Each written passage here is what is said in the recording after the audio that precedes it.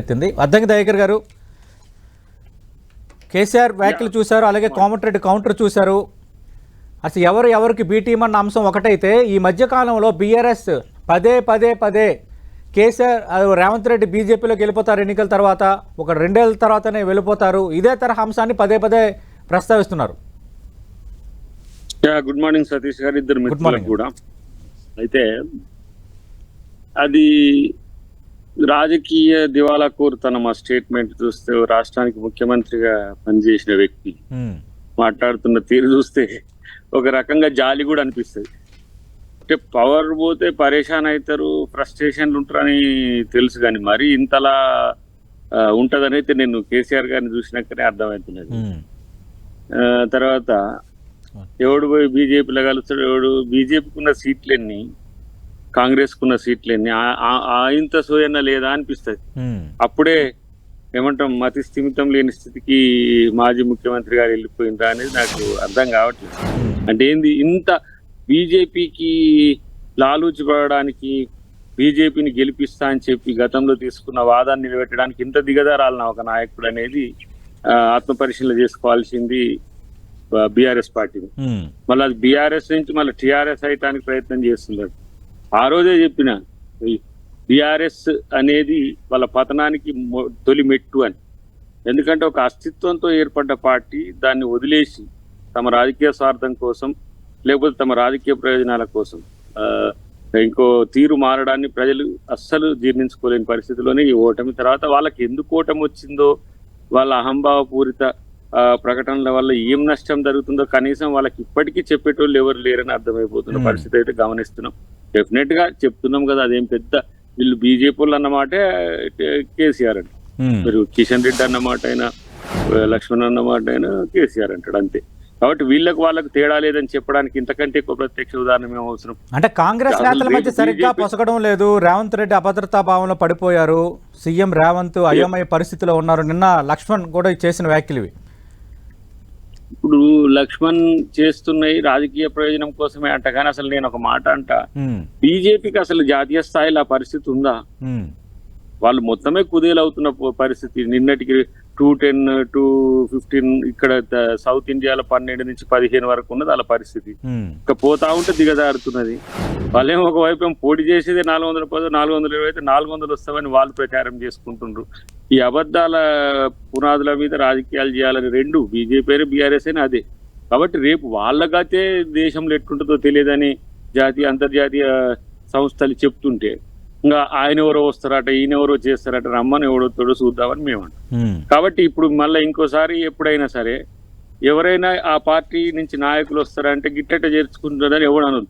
మొత్తం మేము కూడా మా డిస్ట్రక్టివ్ పాలిటిక్స్ మొదలు పెడతాం. ఒకళ్ళిద్దరు జాయిన్ కాగానే కేసీఆర్ కంటే ఏం తక్కువైందా వీళ్ళు, కేసీఆర్ లెక్కన వీళ్ళు అయిందని అంటారు. మరి ప్రభుత్వాన్ని గులగొట్టేటోడేవాడు? ఏ దరిద్రుడికి ఆలోచన వస్తున్నది? కూలగొట్టే దమ్ముందా? పోనీ నేను కూలగొడతా అని చెప్తున్నొక్కని బయటికి రమ్మను, అప్పుడు తెలుస్తుంది ఎట్టుంటుంది తెలంగాణ తిరుగుబాటు ఎట్టుంటో చూస్తారు. అందుకనే వెంకటరెడ్డి గారు అన్న మాట అదే, ఎవడంటే వాడే, ఎవరు ఏ పరిస్థితులు ఎవరు చేయాలని చూసినా దాన్ని వెనకడిగేసేది లేదు. మేమేం తక్కువలేం, గుర్తుపెట్టుకోండి. ఆ పరిస్థితే కనుక వస్తే ఎంతకైనా తెగించడానికి కాంగ్రెస్ పార్టీ ఉంటుంది, కాంగ్రెస్ కార్యకర్తలు ఉంటారు.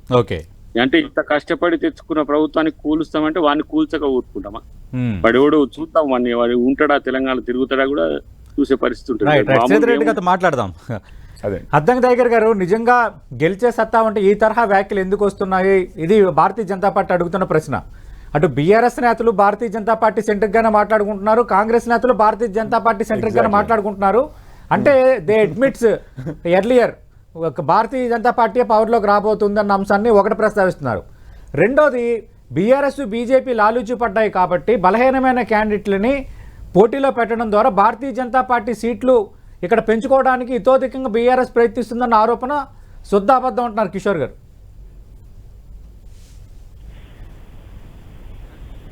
ఈ స్థితి వస్తుందని మోడీ ఊహిస్తున్నాడా? ప్రజాస్వామ్యానికి అధికారానికి మధ్యన ప్రజలు ఉంటారు. ఆ విషయం మర్చిపోతే మూడోసారి ఎన్నికలకు పోయే సందర్భంలో అబద్ధాలను ప్రచారం చేసుకుంటా ఆ గాయలో బీజేపీ నాయకులను ఉండమనండి. ఇక్కడ వచ్చిన 8 సీట్లకు 12 సీట్లు ఎంపీ వస్తాయంట వాళ్ళు. పోయినమ్మో ఇది ఎక్కడి కదరా నాయన. వచ్చిందే 8 సీట్లు, పర్సెంటేజ్ ఆఫ్ ఓట్లు ఎట్లా ఉన్నాయో. ఒకవేళ బీఆర్ఎస్ డిస్ట్రాక్ట్ అయినా బీఆర్ఎస్ దాటి బీజేపీ వచ్చి మేము 10 సీట్లు కొడతాము 12 సీట్లు కొడతామని చెప్పుకుంటుంటే నవ్వు రాదా? ఇదేం తరహా రాజకీయం?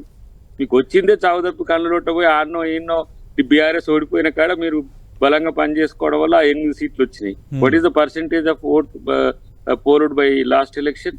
అది 6 నెలలు కూడా కాదు. 2018 అసెంబ్లీ ఎన్నికల భారతీయ జనతా పార్టీకి ఒక అసెంబ్లీ స్థానం వచ్చింది. బట్ లోక్సభ ఎలక్షన్స్ లో కాంగ్రెస్ కంటే మెరుగ్గా 4 ఎంపీ స్థానాలు వచ్చాయి కదా.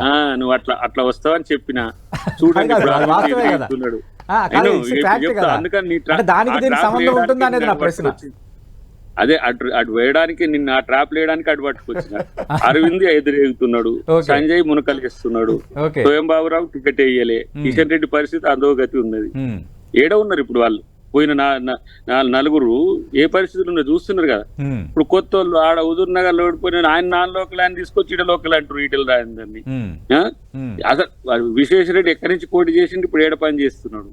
అంటే వీళ్ళ అంచనాలు ఏంటంటే అంతా మాదే వస్తున్నది అంటే ఏదైనా వాళ్ళకి వర్కౌట్ అయిద్దని అనుకుంటున్నారు. అసలు ఫస్ట్ ఆఫ్ ఆల్ మీకు వ్యతిరేకత ఉందని కనీసం గమనించే స్థితిలో బీజేపీ ఉందా? ఎలా ఏమంటున్నా, బీజేపీ అధికారంలోకి వస్తుంది, ఏదో మమ్మల్ని ఏదో చేస్తుందనే ఉద్దేశంతో మేం లేము. కానీ బీజేపీ బీఆర్ఎస్ చీకటి ఒప్పందం, రాజకీయ రహస్య ఒప్పందం ఒకటి ఉన్నది కదా. ఎమ్మెల్యేలు మీరు గెలిపియాలి, ఎంపీలు మమ్మల్ని గెలిపియాలి అనేది ఉన్నది కదా.